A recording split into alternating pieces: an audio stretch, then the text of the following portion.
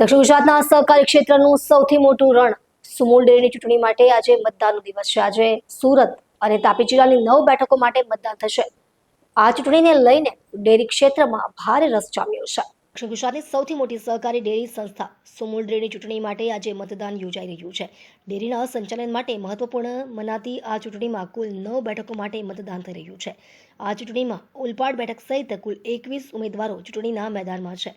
સુરત અને તાપી જિલ્લાની 9 બેઠકો માટે કુલ 710 મતદારો પોતાના મતાધિકારનો ઉપયોગ કરશે। મતદાન પ્રક્રિયા શાંતિપૂર્ણ અને સુચારુ રીતે પૂર્ણ થાય તે માટે તમામ મતદાન કેન્દ્રો પર જરૂરી વ્યવસ્થાઓ કરવામાં આવી છે। ચૂંટણીને ધ્યાનમાં રાખીને સુરક્ષા સહિતની તમામ તૈયારીઓ પણ પૂર્ણ કરવામાં આવી છે।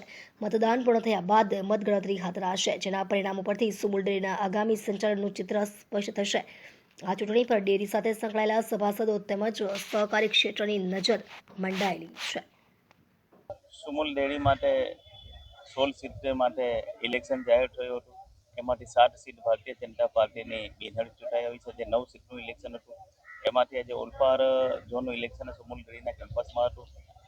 100% મતદાન થઈ ગયું છે અને તમામ 9 સીટ ભારતીય જનતા પાર્ટીની ચૂંટાઈને આવવાની છે અને 16 બેઠક ભારતીય જનતા પાર્ટીની।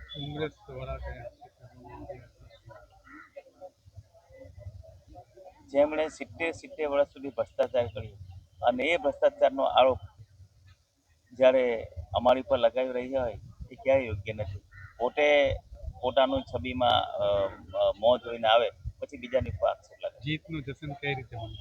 જીતનો જશ્ન 17 તારીખે આવજો એટલે જશ્ન તમે